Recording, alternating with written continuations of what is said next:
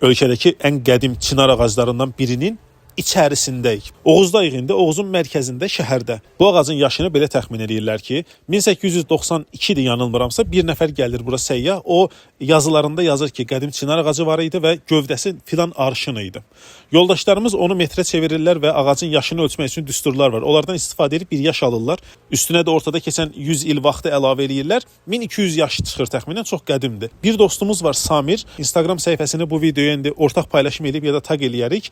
Uzun illərdir ki, tamamilə hobbi xarakterli, arxiv sənədlərini araşdırır, rus mənbələrini araşdırır, məbədlərin tarixlərini, Oğuzun harasında nə var, onları deyir. Həm tövsiyə edir ki, Oğuzun tarixi ilə bağlı Instagram səhifəsini izləyin. Həm də Zeyd var dostumuz, təbiət bələdçisidir.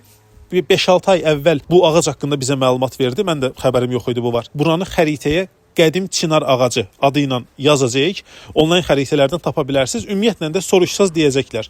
Mərkəzdən qalxan yoldan sol tərəfə dönüb keçə bilirsiniz. Yəni Oğuza gələndə gəlib böyük ağacın içərisində şəkil çəkdirir. Mən də ilk dəfə də bu qədər böyük ağac görürəm.